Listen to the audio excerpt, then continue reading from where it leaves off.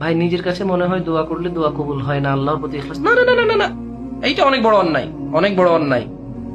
আল্লাহ সুবহানাহু ওয়া তাআলা দোয়া কবুল করে, সামিউম বাসীর, সামিউদ দুআ। আপনি আল্লাহর কাছে দোয়া করবেন, সেই দোয়া কবুল হবে এই আস্থা রাখবেন, আল্লাহর প্রতি ভরসা রাখবেন। আপনি দোয়া করেছেন, আল্লাহ সেটা শুনেছে, এই আস্থা রাখবেন। আপনার দোয়া আল্লাহ কবুল করবেন, এই আস্থা রাখবেন।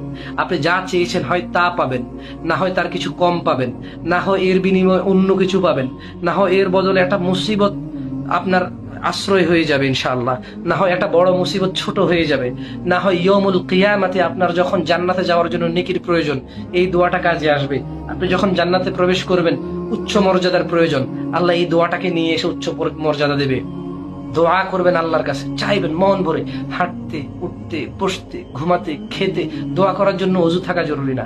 শুধু টয়লেট অবস্থায় আল্লাহকে ডাকবেন না, এছাড়া সবসময় আল্লাহকে সবসময় ডাকবেন, সবসময় আল্লাহকে ডাকবেন ইযনিল্লাহি তাআলা।